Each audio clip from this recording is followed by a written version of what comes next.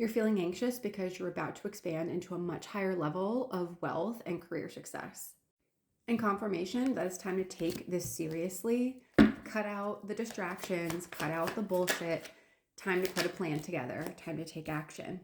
And let yourself be seen, put that creative project, that launch, that idea out there with the Queen of Wands as your crossing energy. Crossing energy only helps you if you choose to use it.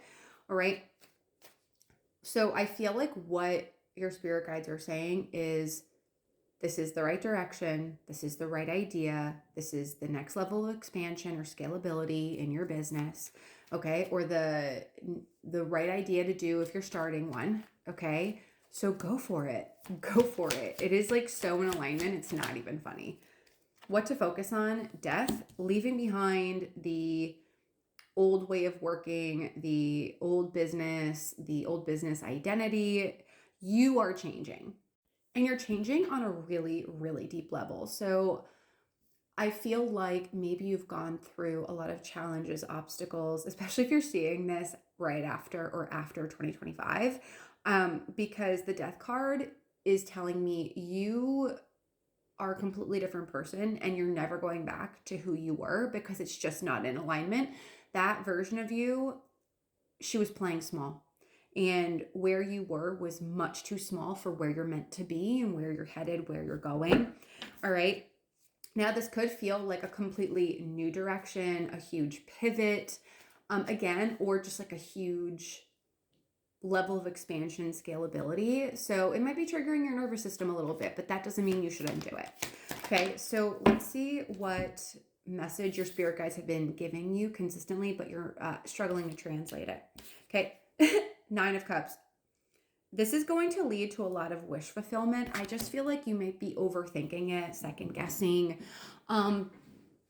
Maybe thinking if I prioritize like what makes me happy, what I'm passionate about, it's not going to convert to like ROI, inflow of money, consistent money, legacy building. Okay, 222 on the timestamp. I feel like you are focused on building a legacy for yourself, maybe for your family. Maybe you want to leave an impact. Maybe you want to be of service, but also build generational wealth for yourself.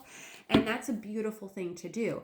And the thing is, the passion, the thing that makes you happy, you prioritizing your needs, that's correct. Keep doing that. Keep doing that. Right? Now, why is this important, Queen of Cups? Because you're trusting, this is like a higher level of you trusting yourself, trusting your intuition. We have 2 queens here. So we have the Queen of Authenticity, okay, with the Queen of Wands, the Queen of Creativity. And then we have the Queen of Cups, which is the Queen of Emotional Maturity, the Queen of Intuition. All right, so trust your intuition. Let yourself be seen. Let this business, this launch, this expansion be seen. Maybe even let your face be seen. People want to see you, okay? People don't buy product and offerings or whatever. They're buying you. They're buying your energy, okay? So you got to put it out there, right? So the suggested approach is the Star. Oh my God. Focus on your intention, build your business or this next level of your business, this next level of your life even. Because I have a sneaking suspicion you went through like a job loss, a divorce, a difficult year in business maybe, just some like really deep personal transformation, but like outwardly there was like a lot of challenge, breakdown, ending, whatever it is. The Star is telling me the suggested approach, focus on onward and upward. It gets better from here, not worse.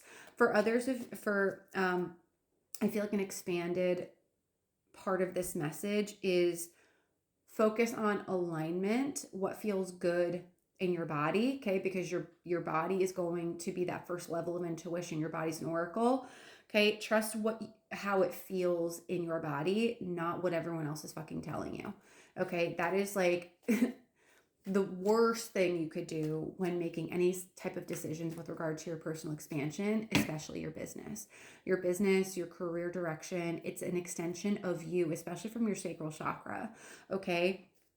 So you got to focus what feels in alignment with you. All right. So what's the action step? Some of you also, you've got to bring, sorry, this is like another aside. You have really like unique talents, gifts, expertise. If you're thinking like, oh, this is weird on how, like, it would be weird if I brought like these two things together that maybe like don't make sense. Um, it will make sense.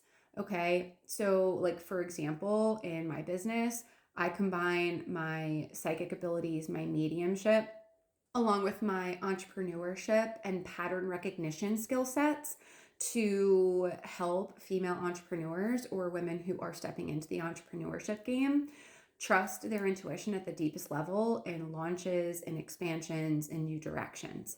But who the fuck would have thought entrepreneurship and mediumship go together? Um, but it does. It does. I've been doing this for a long time. All right. So the suggested approach, Eight of Pentacles, learn how to bring these things together. Eight of Pentacles is also mastering and building a new foundation and putting the time, energy, effort, learning, and maybe money into it. All right. I feel like maybe you need to hear this. It's a safe investment to make. All right. So what resistance do you need to clear? The Magician. Thinking you need more resources than you already have. The number one resource you have is this creative idea. And I feel like your spirit guides have given you synchronicities, they've given you signs. It's just and I see this with entrepreneurs all the time, you overthink it. Maybe you have like a million ideas and you're like, I don't know which one to choose. You do know which one to choose.